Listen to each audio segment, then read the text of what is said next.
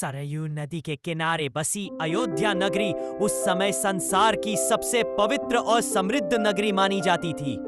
वहां के लोग धर्म, करुणा और कर्तव्य को जीवन का आधार मानते थे। उस नगरी के हृदय में विराजते थे सूर्यवंशी राजा दशरथ, जो न सिर्फ अपने शौर्य के लिए प्रसिद्ध थे, बल्कि न्याय और करुणा के भी प्रतीक थे।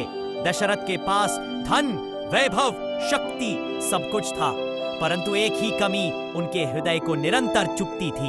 उन्हें संतान प्राप्ति नहीं थी। बड़ी उम्र बीतने लगी। राज्य के मंत्रियों, ऋषियों और अयोध्या के नागरिकों को भी चिंता सताने लगी, क्योंकि उत्तराधिकारी के बिना सिंहासन असुरक्षित था। लेकिन राजा दशरथ का दुख केवल राज्य के लिए नहीं था, बल्कि उनके हृदय की गहराई में एक पिता बनने की तीव्र अभिलाषा थी। उनकी 3 रानियां थीं, कौशल्या उदार और शांत, कैकेयी वीरांगना और दृढ़, और सुमित्रा बुद्धिमती और मधुर स्वभाव। तीनों रानियां दशरथ को बेहद मानती थीं, परंतु वे भी संतानहीन होने का दुख झेल रही थीं। एक दिन दशरथ अपनी चिंता लेकर अपने गुरु ऋषि वशिष्ठ के आश्रम पहुंचे। राजा की पीड़ा सुनकर ऋषि ने समाधान बताया। महाराज, संतान की प्राप्ति के लिए पुत्र का अमेष्टि यज्ञ करना होगा।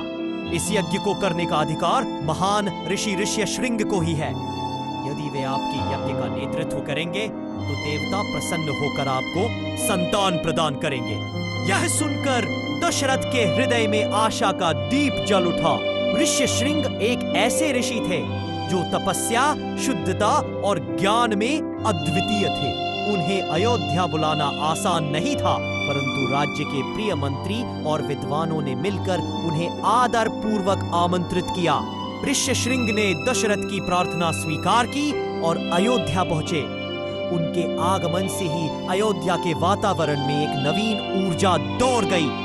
मंदिरों में शंख बजने लगे, लोग प्रसन्नता से भाग गए और हर ओर उत्सव का सा माहौल बन गया।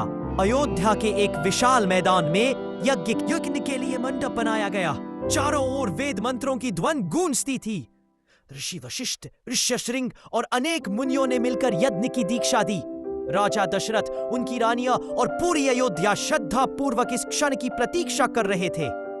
यज्ञ कई दिनों तक चलता रहा। अग्नि की लपटें आकाश को छूती और हर वेदी से ऐसा लगता मानो देवताओं का आह्वान हो रहा हो। अंतिम दिन जब ऋष्यशृंग ने अंतिम आहुतियां दी, कब अचानक यज्ञ कुंड से एक दिव्य प्रकाश निकला। सभी की आंखें आश्चर्य और आनंद से फैल गईं। उस प्रकाश से एक दिव्य पुरुष प्रकट हुए। उनकी देह सूर्य की तरह चमक रही थी और उनके हाथ में था स्वर्ण का पात्र, जिसमें दिव्य पायस खीर भरी थी। उन्होंने कहा, राजा दशरथ, देवताओं ने आपकी प्रार्थना स्वीकार कर ली है। जो पायस इस पात्र में है, इसे अपनी रानियों को ध्यान पूर्वक वितरित करें। इससे आपको परम भाग्यवान पुत्र प्राप्त होंगे। दशरथ की आंखों से अनायास आंसू बह निकले।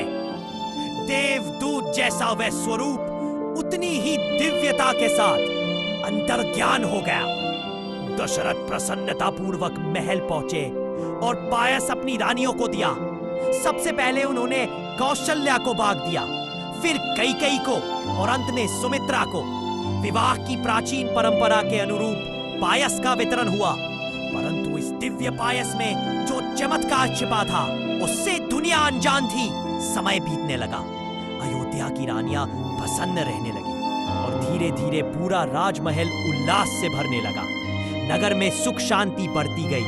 लोगों के हृदयों में उम्मीद का दीप जल चुका था। 9 महीने बीतते बीतते आकाश में शुभ संकेत दिखने लगे। पक्षियों का मधुर कलर, वसंत की मनोहर बयार और सरयू का शांत प्रवाह संसार जैसे किसी दिव्य घटना की प्रतीक्षा में स्थिर हो गया हो। उसी समय देवताओं के बीच भी हलचल थी। धरती पर रावण के अत्याचार बढ़ चुके थे। संत, ऋष्य, देव सब परेशान थे। रावण को वरदान प्राप्त था कि देवता, दानव या कोई भी योद्धा उसे नहीं मार सकता था। तभी ब्रह्मा और देवताओं ने निर्णय लिया, विष्णु ही रावण का संहार कर सकते हैं। भगवान विष्णु प्रसन्न हुए और बोले, मैं राजा दशरथ के घर जन्म लूंगा, पृथ्वी को पुनः धर्म के मार्ग पर लाऊंगा। चैत्र मास की नवमी तिथि थी। अयोध्या में जैसे आज सूर्य थोड़ा अधिक सुवर्ण प्रतीत हो रहा था। वसंत की पवन फूलों की सुगंध से भरी थी। पूरा वातावरण पवित्र था। तभी महल से एक मधुर रोने की आवाज उठी। कौशल्या के कक्ष से क्षत्रियों और दासियों ने खुशी से घोषणा की, कौशल्या रानी ने एक अत्यंत सुंदर पुत्र को जन्म दिया है। दशरथ के हृदय की धड़कन जैसे थम गई जब उन्होंने अपने पुत्र को पहली बार देखा। तो उन्हें ऐसा लगा जैसे स्वयं सूर्य देव उनके सामने अवतरित हो गए हों। कौशल्या की आंखों में आंसू थे, खुशी के, भक्ति के और मातृत्व के। सबने बालक को देखा।